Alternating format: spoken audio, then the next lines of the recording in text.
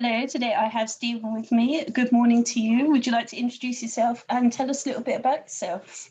Yeah, hello. Thanks, Donna. Thanks for having me on. I'm Stephen Moore. I'm an action thriller novelist, and I've got four main series. My main series is the Hiram Caine action thrillers, and that's probably the series I'm best known for. I've been writing novels. For my debut was 7 years ago. That was a literary fiction novel, but I've been doing action thrillers now for about 5 years.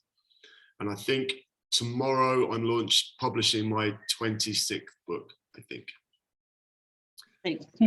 So it's been quite prolific last 3 or 4 years. Most of those books have been in the last sort of 4 years, I suppose. Yeah, and I love it. I love what I do, and I'm lucky to be able to do it full time. So. Did you know that you always wanted to be a writer? No, I didn't. I'm quite new to it. I'm nearly 50, and my first book was published when I was probably about 41, 42, and I was a teacher before that, and I did a bit of travel writing and just my own personal stuff, and then I met my now wife, who was a writer too, and on our first date I wanted to impress her, so I said that I was a writer, and she said, "Oh yeah, what have you written?" And I was like, not much really. So she challenged me to write a novel in NaNoWriMo, National Novel Writing Month. So I did, because I wanted to impress her. So I did. That was my date, and that became my debut novel. And bit of a cliche, but rest is history, I suppose. Awesome. The things that you guys do for love, honestly. Yeah, it worked. We're still together 10, 11 years later, so something worked. I hope it was more than just the fact that I'm a writer, but who knows? Well, she's tied in now, so even if it isn't, she's stuck. So really right, quite right too. And what made you choose thrillers and action? Well, it was that's what I love to read. I've always loved those kinds of stories. I used to love Clive Cussler books, and more recently, I really like Dan Brown. I mean, love hate. Some people love him, some people hate him, but I'm a big fan of Dan Brown books. Good old action thriller, Indiana Jones, that kind of stuff. So, and also I have a degree in archaeology and art history. So I put all of that stuff into my stories. It's basically the life I would like to live, but without the terrorists and the gangsters and all the bad stuff. Yeah, so it's just fun to write. It's fiction, so you can basically make anything up, and no one can really argue with you. Yeah. If you were to be picked up and transported as a character into any of your books, which book would you choose? Well, my main series is the Hiram Caine books, and I've written there 8 books in that series so far, and all 8 of them have been books that have been set in places that I've lived around the world or have spent a long time. I lived in Bali for 6 months, and the first book in the series is called The Tiger Temple, and that's set in Bali, and I wrote it while I lived there. So, I mean, and I love Bali, and I haven't been back for a couple of years, so I guess that could be a good choice, to be transported back to the scene of the crime in Bali, again minus the gangsters and the terrorists and the volcano. Yeah, seems sensible. Yeah, so I love living there. It's a great place. I've been going there ever since I was 20s. Like, I've been going nearly 3 decades. I've been visiting Bali, and I think I always will. I love it. It's sort of a second home, really. And what was I just going to ask you? Have you inadvertently written your own personality into your characters? I wouldn't even say inadvertently. It's basically me. My main character is basically a better version of me. We're the same age, more or less. We have the same philosophy and moral compass, I suppose. He has the same degree as me from the same university. And actually, I even put in my stories, his favorite professor at university was my favorite professor, and we're still good friends. So actually, I put my Professor John into the stories as well. So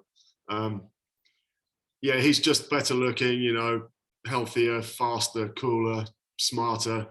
It's just a good version of me, really. And you obviously have massive high self-esteem, which is nice to see. No, if I could be 10% of Hiram Kane, that would be cool. He's very good, very good guy. If you were to take any of your characters out for a meal, who would you choose and what would you ask them?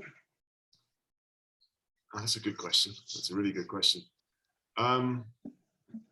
Well, the professor I just mentioned, him and I are friends, and I'm about to move back to the UK, and he's going to live just around the corner from me.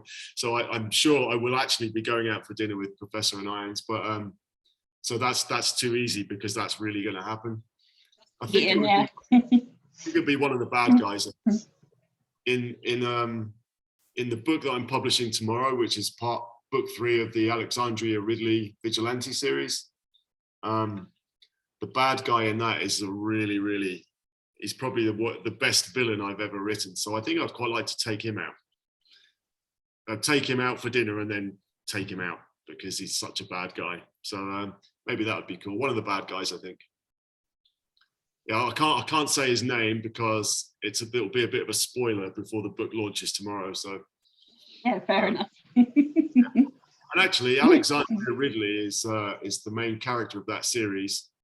She's a spin-off character from my main Hiram Kane series. I think she'd be really, really cool as well. Obviously, I don't know her in real life, but there isn't an Alex Ridley in real life, but I think she'd be really fun to go out for dinner with and a few drinks. What was, out of all the books you've written, what's been the most fun scene that you've written and what's been the most difficult, obviously without spoilers? Yeah, the most fun scene.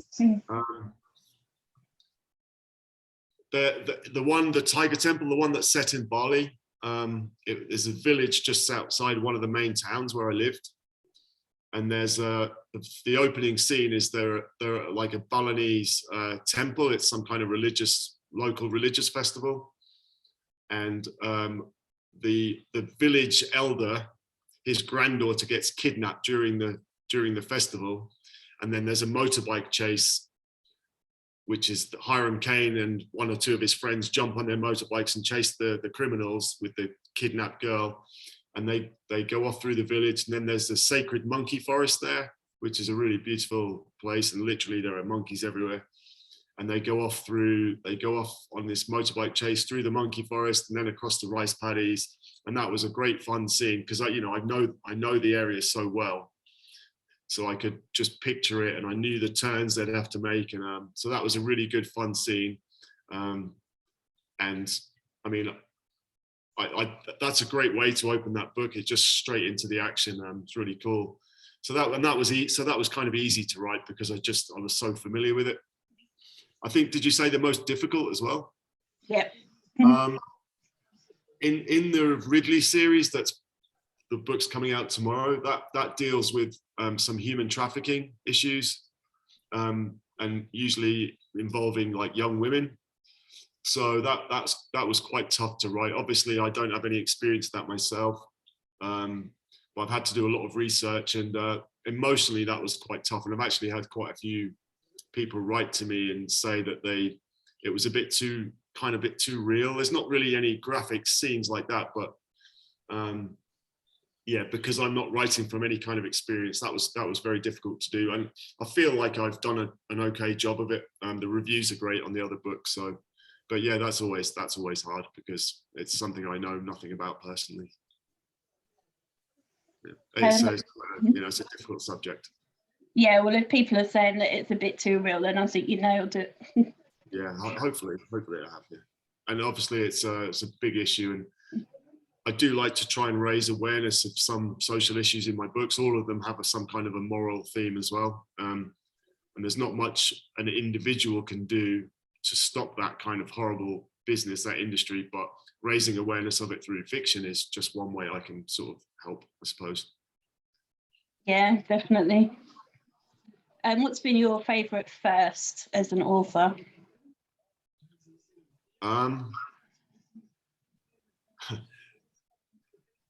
When I had my debut novel came out in, I think it was 2014.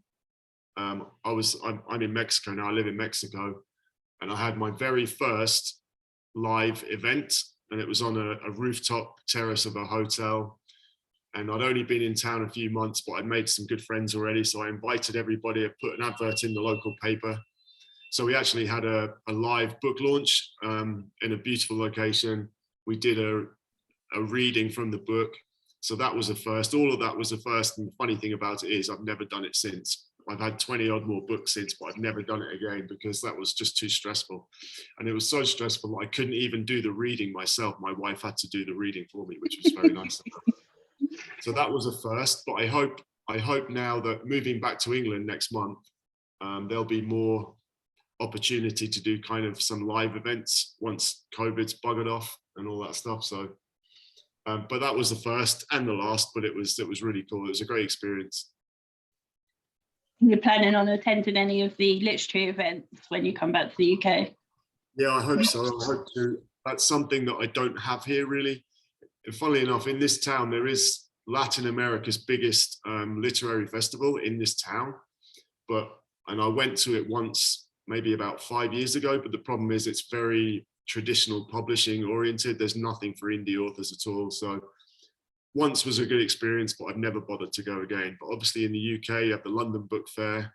We have the SPF, Self-Publishing Foundation Formula. They have their new conference. Yeah, I hope to attend a lot of those. The one in what's that one in up north in the forgotten the name of it. Anyway, yes, all of them. Harrogate, that's the one. Yeah. So yeah, I'd like to go and also just have meetups with fellow authors and over down the pub, that kind of stuff. Always the pub. Yeah, why not? Do you have lots of author friends? Have you made lots of author friends since you started writing? I have, yeah. I've that's the great thing about being an indie and online. There's all the Facebook groups like yours. Yours is a great group, and yeah, I probably have 30 or 40 really, really good author friends now, which is brilliant for networking, and we help each other out. And they're all great guys. They're all just like us, we just love books. We love reading, but we also love the and without those friends, it's very difficult to just a great bunch of people that I've met, and most of them I still haven't met in person because of the last couple of years, COVID, and I live in Mexico. So yeah, loads of great friends I hope to actually meet in person. People like you as well. You do a great service for all us indies, which we all appreciate. So yeah, hopefully once I'm in the UK and things have settled down a bit, maybe we can all go and get a pint. Yeah, I hope so. I've interviewed so many people and I've met maybe 2 or 3 of them. So yeah, and that's a lot of drinks, I would imagine. Yeah, if everyone buys me the drink that they've promised, then I'll just be wasted. I'll just be absolutely unconscious. Right. And do you get a lot of feedback from readers? I do. That's the one of the best parts about it all, really. I have a mailing list like we all do. We all have our newsletters that go out every, mine goes out every Friday.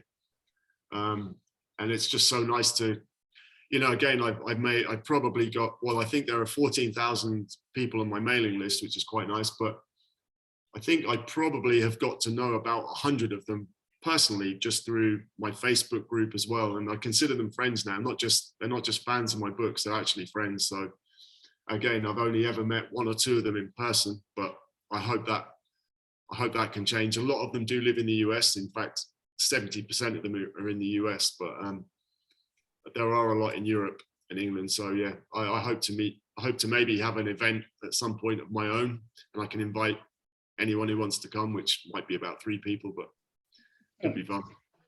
My mum will be one of them. Oh, My biggest fan. Not your wife? She's my second biggest fan, and my dog is my third biggest fan. That's it. That's the hierarchy. Yeah. My dog is called Charles Dickens, so that's pretty cool. Love it. Actually, my cats are Ernest Hemingway and F. Scott Fitzgerald. Yeah, so there's a theme there somewhere. My cats were called P and Bob. Oh, okay. Yeah, I don't know why. To this day, I have no idea why, but it worked. interesting. Yeah, they answered to it, so. Yeah, that's good. Have you ever had any strange or unusual reviews or feedback?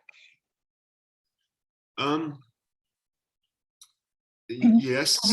I mean, anytime I get a good review, I find it strange because Because you have loads of self-confidence. Yep, I get that. Yeah. No, I mean, as long as people are honest, I don't mind if they don't like the book. I mean, it's not for everybody, of course. People have their own taste, which is perfectly fine, as long as it's an honest review. But I did get one. It's a very short story, and it's a quick story. It's a bit stupid. I met this guy in town here in Mexico, in San Miguel, and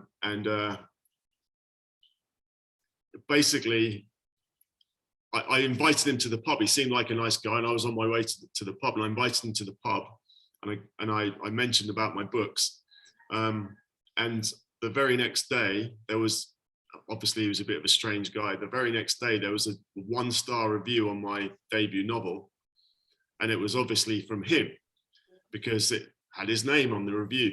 And then I sort of thought, well, that's a bit weird. He hasn't even had time to read the book. And I'm a Spurs fan. I'm a Tottenham Hotspur Spurs fan. It turns out I found out he's an Arsenal fan. So, and all of his reviews, hundreds were against Spurs products, like Spurs pajamas, a Spurs book, and it was just 1-star. So had nothing to do with my story. But that was a very strange review. And the thing is, I can't get rid of it. It's still right there on some people, eh? Of all the places. I know. Oh, yeah. You're brave admitting that as well. Yeah. I did email Amazon and say, look, this isn't a real review. He hasn't read the book, and it's too bad. They don't care.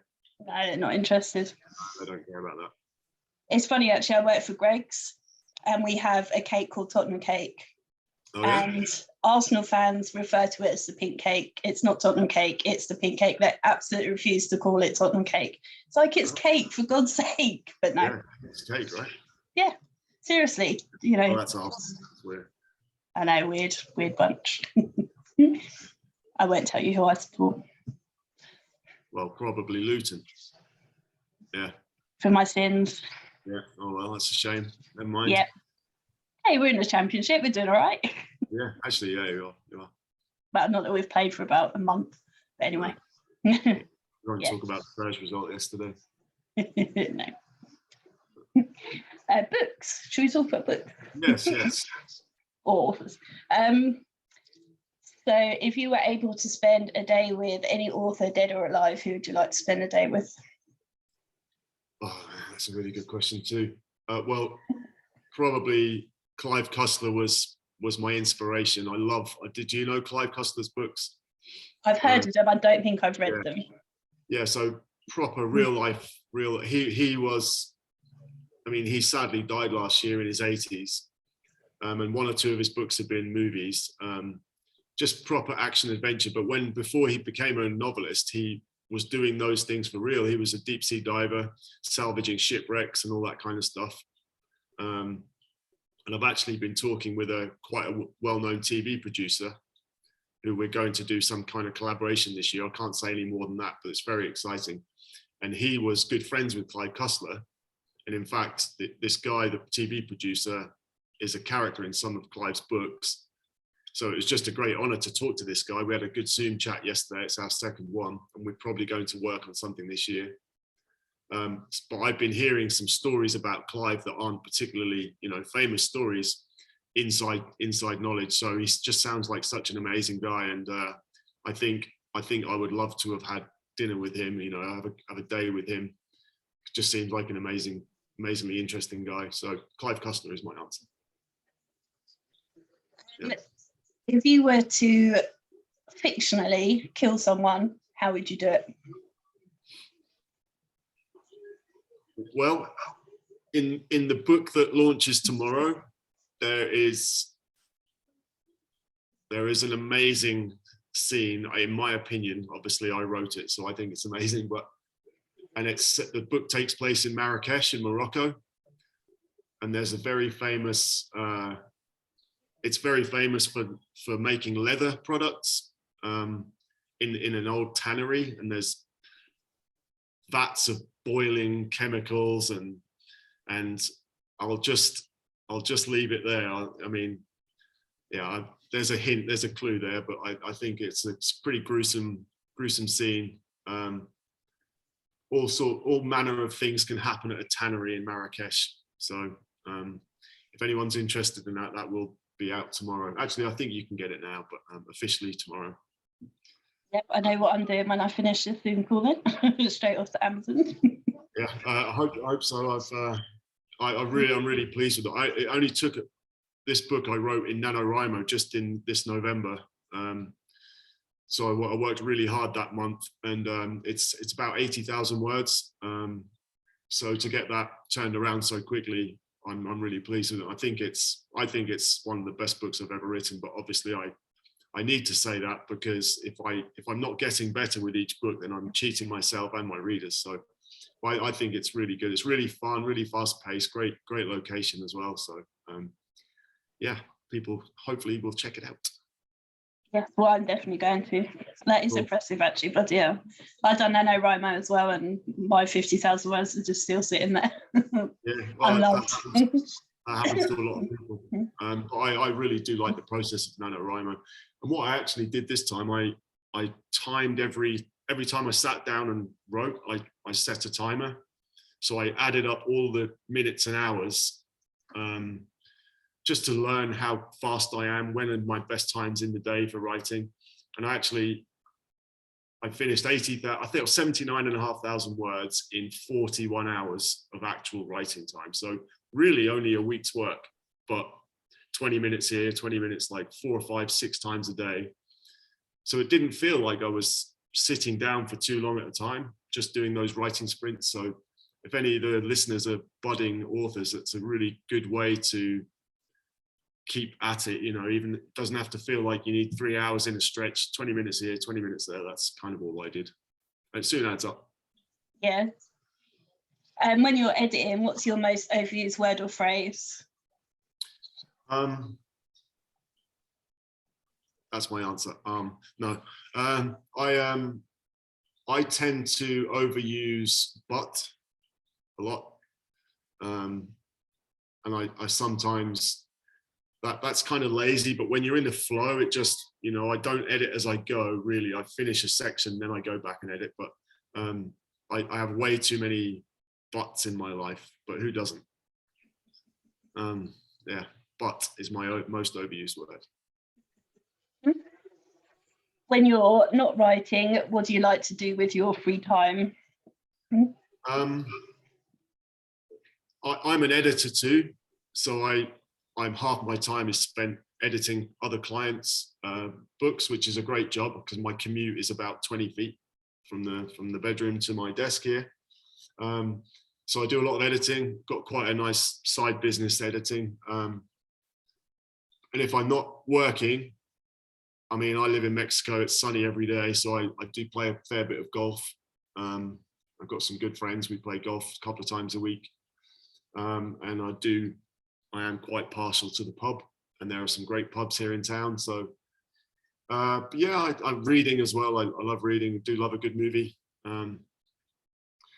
But when I move to England, I think the weather won't be quite as nice, at least for the first few months. So I'll probably be doing more work than I do when I'm here. My phone has said it's -3 today, all day. Yeah, I chatted with my mum earlier and she told me it was -1 where she was. So I'm cancelling my ticket. Yeah. Oh, no, it's freezing and frosty and just, yeah. Oh, I must be mad. Yeah, like seriously, no one wants to come back here. We all want to escape. Yeah, well, I guess I've escaped for the last 20 years, so it'd be quite nice to be home, I suppose. Yeah, you won't be saying that when you come back. I know. Give myself a month and I'll be back. A month? No, impressive. I'd say a week. As you're such a fan of the pub, I imagine this may have a funny answer. Where's the strangest or funniest place you've ever woken up?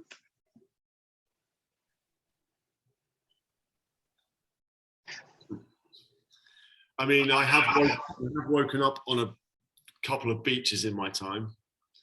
But I'm quite good at it. I usually can get myself home pretty well. Yeah, I haven't had too many mishaps. But I've been to some very weird pubs around the world, which is always fun. I mean, that's just part of. I'm a gypsy. I love to travel. I've always traveled. I've been on the road basically since my first trip to Bali when I was 19. I've never really stopped, and I think that's part of the travel experience is to have a drink with the locals, find out what they drink, and so that's all in the name of research. I don't like drinking, obviously. I just like to meet the people. Yeah, we all believe that. All in the name of research. Who was your first celebrity crush? Wow. Celebrity crush. I think when I was about 17, Cindy Crawford was pretty famous at that time. And for one reason or another, I don't know, but my friend bought me a Cindy Crawford workout video, which I still have probably, I don't know. Cindy Crawford, yeah, I always thought she was a bit special. And Beyonce when I was a bit older, Beyonce I like. Yeah, Beyonce is hot. I'm not sure about Cindy Crawford, but Beyonce is hot. Yeah, there's no something for taste, but Beyonce is a bit special, I think. Well, I'm conscious of your limited time, so I can't think of any more questions for you at the moment, unless you think there's anything that I haven't asked that you'd like to mention. No, thanks for your time. I would just, if people do want to check out my books, you can go to my website, which is very unimaginatively titled stephenmooreauthor.com. And all my books are exclusive to Amazon at this time. Sadly, I would like it to be different, but that is just the best way for most of us to be exclusive to Amazon. Hiram Cain is my main, more well-known character, but the Alex Ridley book is out tomorrow. Like I said, it's called I, Salvation, and I don't have a copy, so I can't show you. I don't know if you can see this. This is one of my cards. You can see that. This yellow one, this yellow book is the one coming out tomorrow. It's called I, Salvation, and it's book 3 in the Alexandria Ridley Vigilante series. But yeah, Stephen Moore, Stephen with a V, and you can find me on Amazon or Facebook or at my website. That's it. Fabulous. Well, thank you very much. Thank you, Donna. Thanks very much for your time. Bye, everyone.